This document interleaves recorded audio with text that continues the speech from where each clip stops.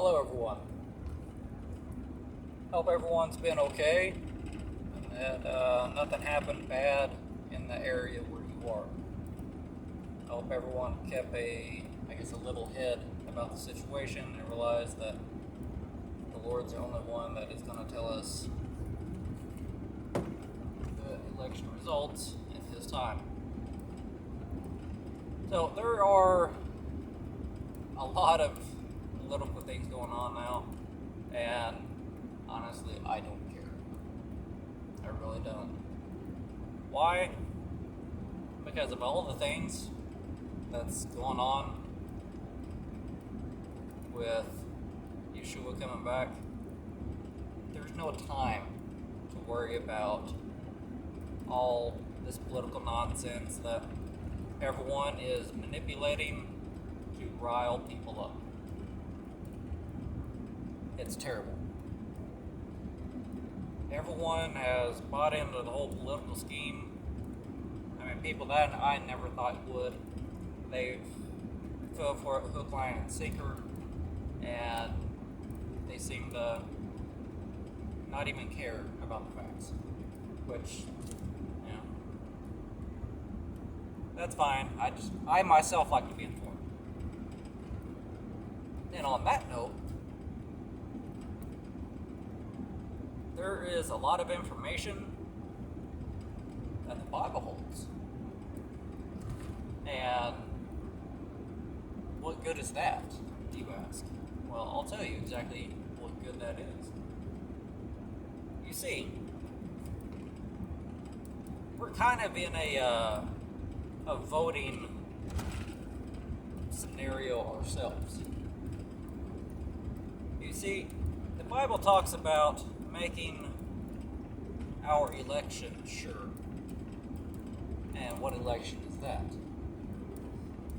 It's that this election's kind of set up just a little bit different. You see, it's our choice on whether we want our election with just us in the race, if we want it to go good for us or if we want it to go bad. Because you see, Jehovah made a way for us to make our election sure. How do we do that? Well, we just have to listen to Him. If we listen to Him, then we will pass our election with just ease, absolute ease, relatively speaking. Now, we will have hard times for sure, and we will have times when we doubt and when we get caught up with everything that's going on in this world. Now, is that a good way to make sure that our election fails? It absolutely is. Staying worried about this world and not paying attention to Jehovah, yeah, that's a surefire way to make sure that our election falls flat on its face. So, to make sure that our election stays on the positive side for us, all we need to do is read the Bible. And, you know, part of me wants to say that, yeah, you'll probably come to the truth, but the bigger part of me says that you will know the truth. And the truth will set you free, and you will be free indeed. Free of what? Well, see, there's where we get to the whole crux of the thing. You see, when we're born into a sinful nature. And this sinful nature separates us from God.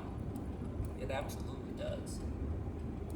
And And so, how do we, I guess, fix that?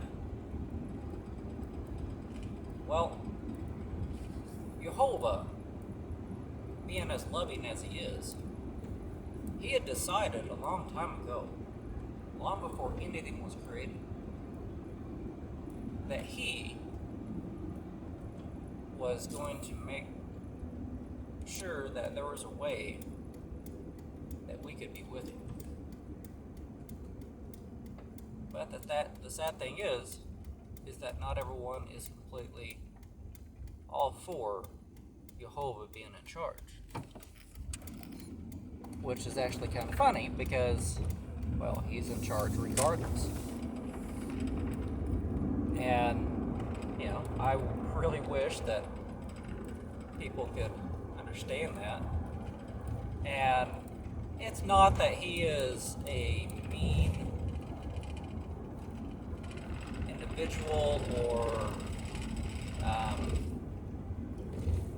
that he likes playing jokes. There are times when he will make you smile, and there will be times when he'll make you sad. But that sadness is to make you grow. You see, when we go through life, through the experiences of life, and we come to a point in our lives where we have to make a choice. We are either going to follow the rules of the one that loves us above all else. Out of all of creation, everything he made, even in the cosmos, we humans are his prize, and he will do whatever he can for us. He's not going to force us to do anything. We have our own free will. If we choose to turn our backs away from him, we walk away from him, he will let us live in this world because he loves us that much. And there will be times when those that have turned their back on him, they'll cry out to God. God will hear them.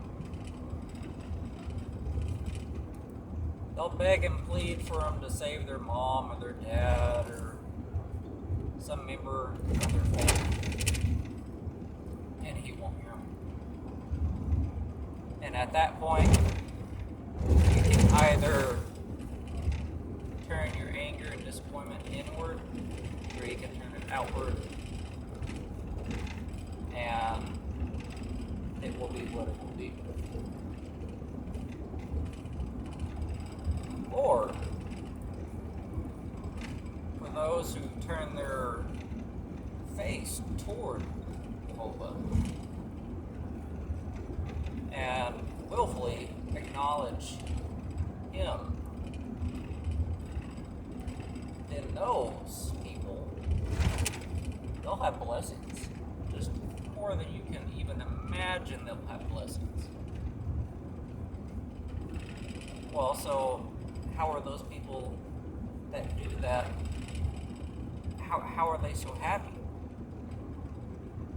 Well, before anything was created, Jehovah had all of our lifetimes planned out. He knows what we're going to do. He knows what the bird flying across the road's going to do. He knows it all. And that's a severe understatement. Well, he knew that we were going to sin against him, or rebel, or break his rules. So what does he do? A long time ago, I would say at this point, roughly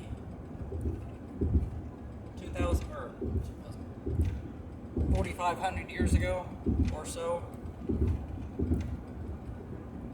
he made a promise to one man. one man that Jehovah had judged to be righteous.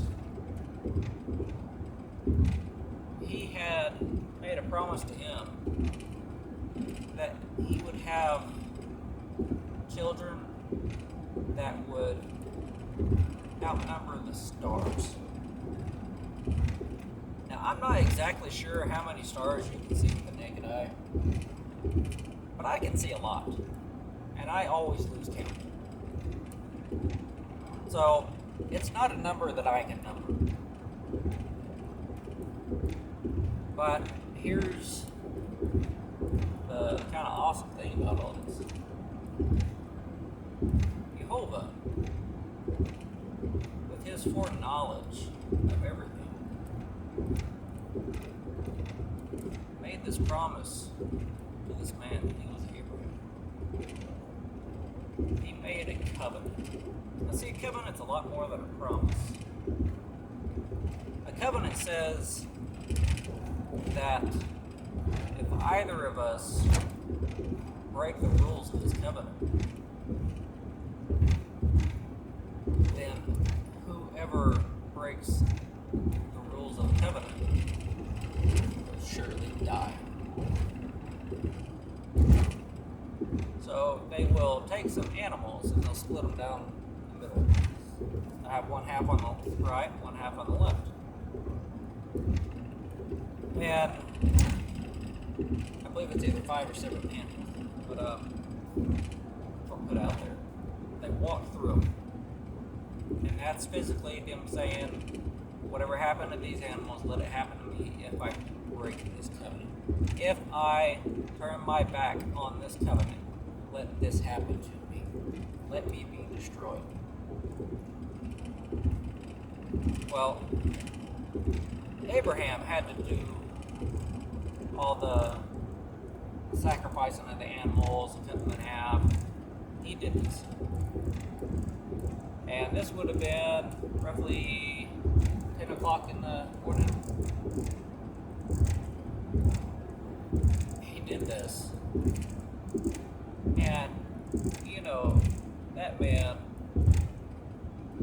was fighting animals off from the time he did it until it was dark. So, roughly, I'll say 8 to 9 hours. He was fighting these animals off. Everything he was fighting off. Lions and tigers and bears. Oh my. All of this he's fighting off. And it gets dark. And the animals, you know, are kind of like, okay, well, we'll just go find something else. And he's trying so hard to stay vigilant to protect these sacrifices. Well, he's wore out. He's absolutely wore out. He passes out. That's when Jehovah shows up. And in the Bible it says that a lantern went through the pieces. That lantern represented the light of Jehovah. And his light is his word. Jehovah is the one that went through those cut pieces. Then Abraham had what he said. It was because of that covenant that Jehovah made that about 2,000 years ago now, he decided at that point in time that that was the time that he needed to fulfill that covenant. He was going to make amends for all of our rebellion. He didn't have to do that. He absolutely did not have to. But what he did is he gave us an option. And this option has to do with our election. This option is this. Follow me or don't. If you follow me, you'll have blessings, you'll have life, you'll have freedom, and you'll be taken care of. On the flip side, if you choose not to follow him, then in this world, you may have fame, you may have riches, you may have everything your heart can desire. But I'll tell you, the heart is a very deceitful thing. Very, very deceitful. And we can't ever notice when we're deceiving ourselves. But if we follow our own heart, it's not going to lead to anything but death. In other words, when you die, you're dead. That happens anyway. It doesn't matter if you follow Jehovah or you choose to not to. When you die, you're dead. But there's talked about a second resurrection. Now, since there are two different groups of people, there will be two different resurrections. There will be those that, whenever Yeshua comes back, because Yeshua is Jehovah in the flesh. And this is talked about in 1 Timothy 3:16. As it is a myriad of verses all throughout the Bible. This, hold on.